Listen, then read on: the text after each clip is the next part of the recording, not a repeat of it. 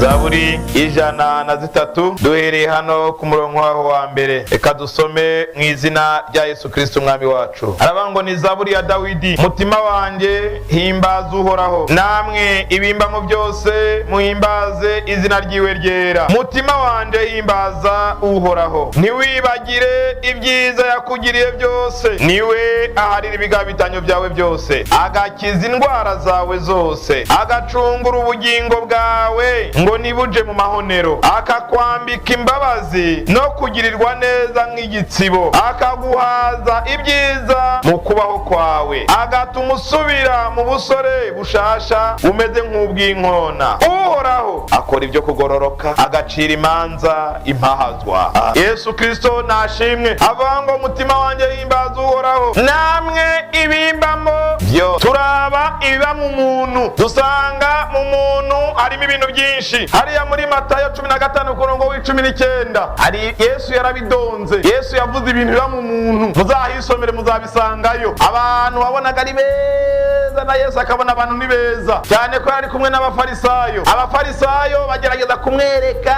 kuntu ari beza, ahubwo ngo abigishwa biwe ari bo babi kubera bariye badakarabye. Yesu arabihweza mu mutima habamwo ibibi byinshi, arabidonda: ubusambanyi, ubushakanyi, ibyifuzo bibi, imigambi mibi, amaproje atariyo, arabivuga byose. Arangira avuga ngo ibyinjira mu muntu ntabwo ari byo bimwanduza, kubera ko byinjira mu kanwa ngo bikabandanya inzira yabyo. Niko handitse muri Bibiliya, iyo biciye mu kanwa ngo bibandanya mu nzira yabyo.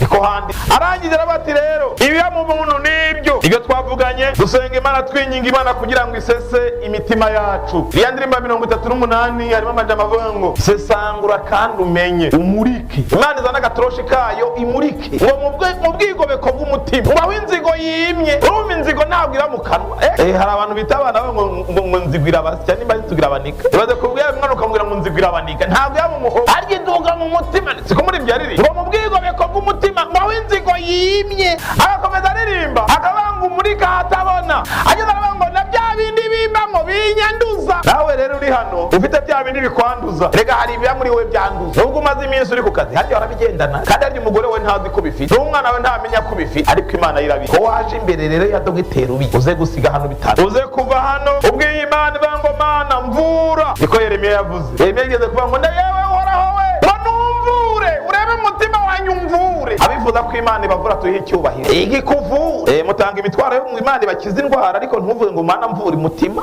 Kandi uwo mutima iyo urwaye muganga ntabimenya, n'abantu bandi ntibabimenya, niyo bapimye ntabwo babibona, cyangwa sikaneri ipima icyaha ngo ari ku ijambo, ariko ngo ijambo ry'Imana ngo ni inkota y'umugiyo ngo rimenya gutandukanya. Haleluya. Icyampa muri uyu mugoroba dogiteri akagutandukanyiriza, tumuhe icyubahiro agaheza. Abanga umutima wanjye himbaza Uhoraho, ntiwibagire ibyo yakugiriye. Kwibagirwa, twabonye ko indwara yo kwibagira ni indwara kwibagira kugira ngo umenye iyo uri kurajya, uko umenya aho wavuye. Ese wowe uvuye muhira, ntuzi aho uvuye, ngo ntuzi aho ngiye, ngo sinzi aho twavuganye, abaze urasa ate nawe byibaza. Umuntu ntazi aho avuye, ntazi aho bahuye, ntazi aho bavuganye, ngo sinzi umuntu waje aduciramo ibintu byose ntuzi. None se urimo urajya? Imana igukize mu izina rya Yesu.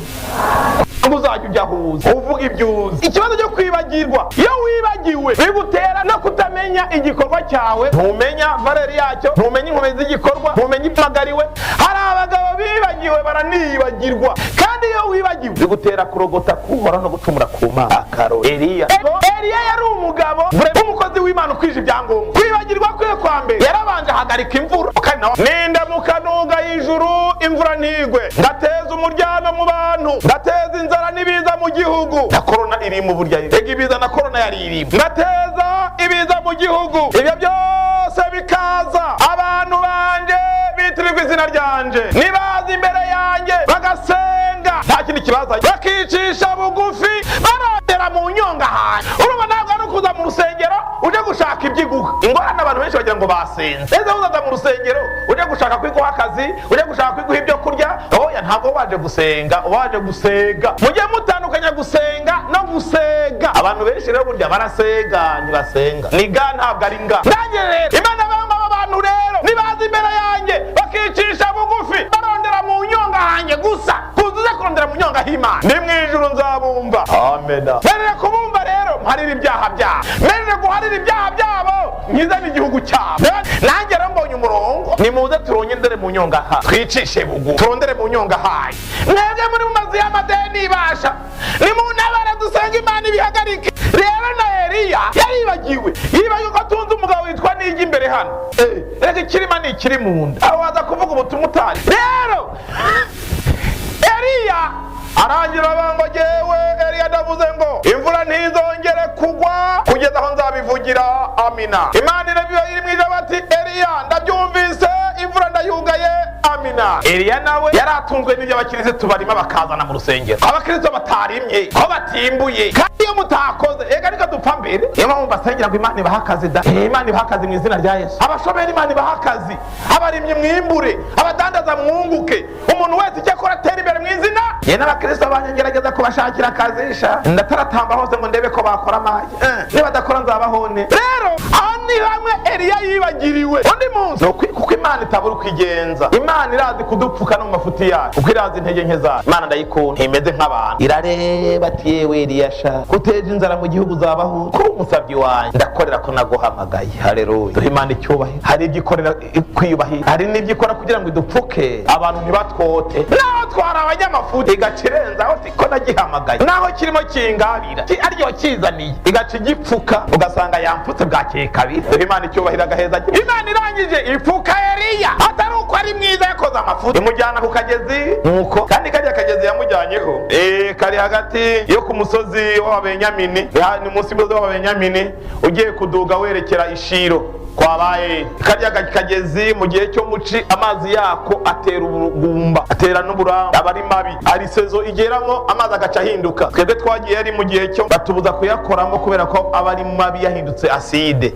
Imana rero mu bwenge bwayo ikamujyanako, ibwira ibikona bikajya bamuzanira rasiyo. Humura, niwabaho Imana iri iziranja, ibikona ntibyaheze. Imaze kubona yuko akagezi gakamye kugira ngo n'ibikona byarushe, hari igihe ibikona biruha, yimurira ku mupfakazi. Eliya ku mupfakazi yari ikibazo, kandi umupfakazi yari ikibazo kuri Eliya. Ifata ibibazo bibiri ikabyegeranya, yarangiza igakuramo inyishu, ibyara agafu bigahinduka ifu, ibyara utuvuta bigahinduka amavuta mu izina rya Yesu. Aho ni hamwe Eliya yagize rero Imana iramudefanda. Ahandi Eliya aribagirwa. Eliya ahamagara umuriro, bose bareba. Eliya ahamagara imvura, bose bareba. Amaze guhamagara imvura, ahamagaye umuriro, agaca afata abavugishwa ababayari n'abasheri 850, akabamanura ku kagezi, akabakubitisha inkota ari umwe. Ibaza umuntu umwe 850. Mu kanyaga yumva igihuha cy'umukecuru uraho witwa Yezebeli. Ibaza umuntu vrema nka Eliya, kandi no mu gihugu cyose bari bamuzi. Wibuke wa mugabo witwa Obadiya ari mazenguruka ahantu bakubitanye, yangwa ati Obadiya bite? Ati ni sawa. Atewe hayeri Eliya we buryo uracyabaho? Ati rega ndiho, rega ndi kumwe n'Imana mba ndiho. Haleluya. Rega abantu bazaje kubaza ngo mbega buryo nangu uracyariho?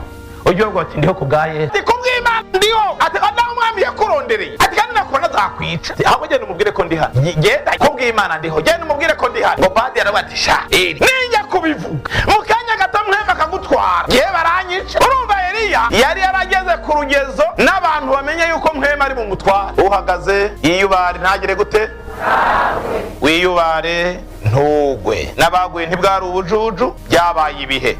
Eliya bari barabimenye neza ko mwema agenda akamusimba akamutwara. Obadiya ati sha Eliya, ati mfukamye imbere reka n'ukuri ntunyicishe, ndajya kubivuga ibwami nsanga mwemu yagutwaye. Baracabica jewe, oya genda ubabwire ndaguma ahangaha, ndakurindira ndetse hu ndakurorera ndaha bwana, genda ntaho njya. Mwemu niyazana abaretse ibyo byose. Uko abantu bari bazi Eliya nuko Imana yari imuzi nawe uko yari yizi. Mu kanya gato yahura n'igihuha, ntibari babonanye na Yezebeli ngo yarabyumvise. Mugende mumbwirire Eliya kwejo nk'iki gihe nintamuhanya n'abavugishwa banje yishe, Imana ngo zirakabimpura, nazo zibaye nyinshi. Uterwa ubwoba n'Imana zabaye nyinshi. Umuroza avuge, igikona kivuge ngo ndapfuye, igihuna gikandagire hejuru y'inzu ngo noneho biraheze, akayabu karengane ngo koma shetani katika jina la Yesu. Imbe bikubite gutya, ibyo bintu murabyumva. Agaserebanya karwane n'akandi yari gahuruduke gakwikubite ngo kuyu muserebanyunguye ngo asinda. Bwamugeze ngo reka gutinya ibihuha, Yesu ni muzima. Yesu ashimwe kubihuha, Yesu ni muzima.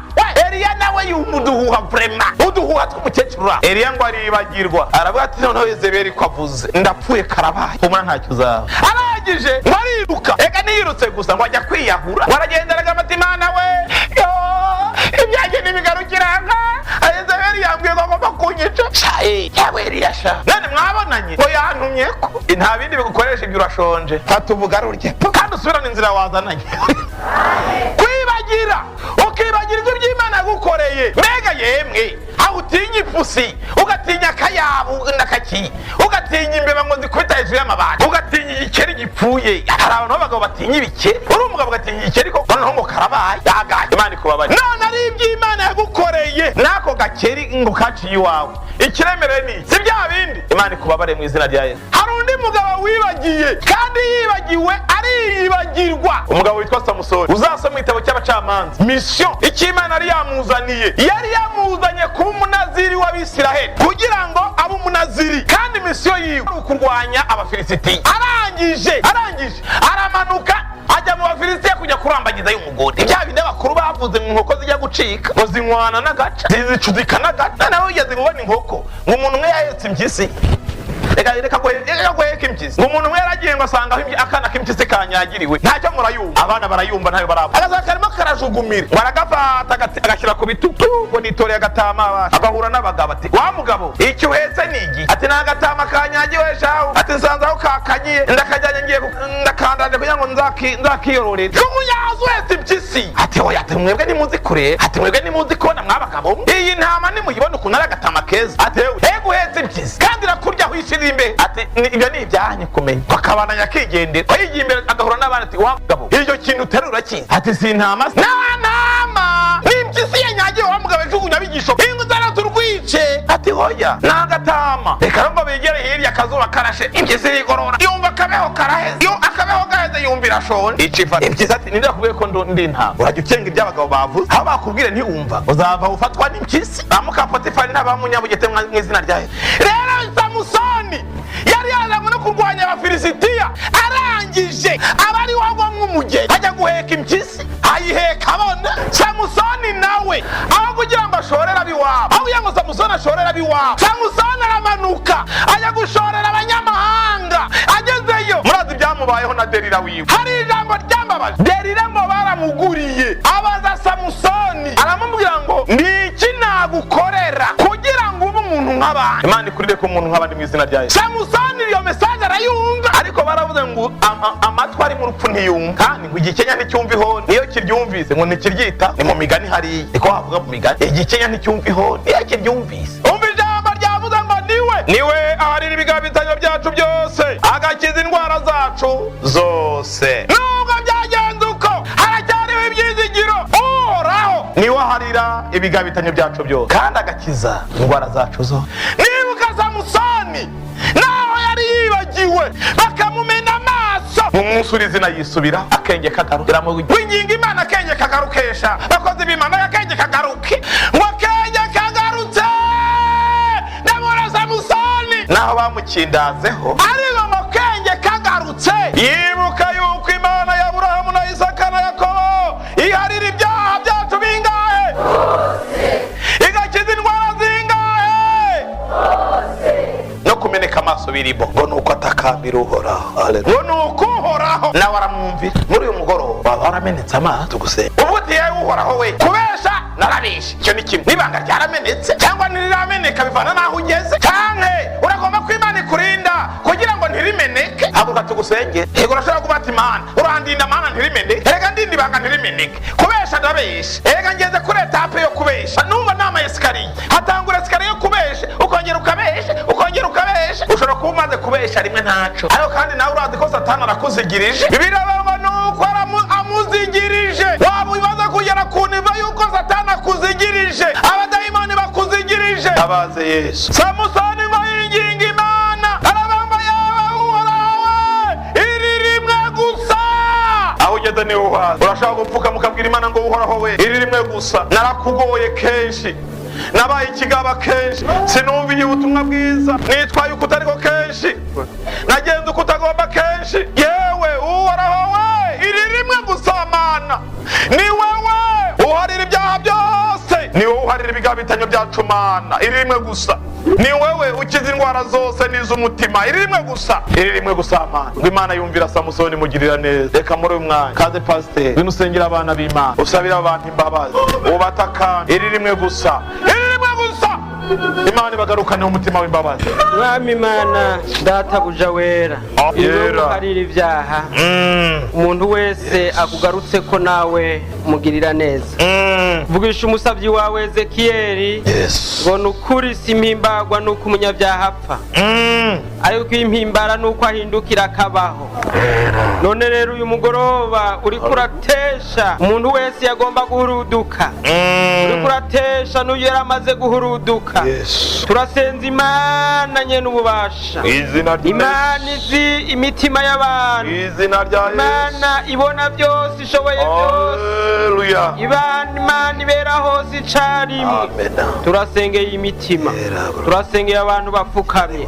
Reka amaraso yabo babeko, reka amaraso yawe abeze, reka amaraso yawe atunganye, reka amaraso yawe agira uko ugomba, reka amaraso yawe mu izina rya Yesu abasigure mbere yawe Mana. Turabasengeye ibyete byabagiriza nibitabagugwe mu izina rya Yesu. Tubaha guhagarara neza bahagaze mu ijambo ryawe, tubaha kugenda nk'uko ugomba, tubaha gukora nk'uko ugomba. Yesu uragororotse, turagushimiye amaraso yawe ko ari umuhagiro w'abantu bose. Umuntu wese yemeye guca bugufi imbere y'Imana, ayo maraso aca mweza. Muririmbyi avuga ngo uhoraho umucamanza agororotse, yabonye ko ayo maraso nta rubanza rubancira, canitwa umugororotse imbere y'Imana. Nta handi umuntu yo kwitegererezwa ngo yemegwe n'Imana. Urakoze Mana kumaze kubaharira, urakoze kumaze kubeza, urakoze kumaze kubatunganya. Umugisha n'amahoro bibabeko, baca bagenda uko bibereye abera. Tubasengeye gutyo mu izina rya Kristo Yesu Umwami, izina rya Kristo Yesu Umwami.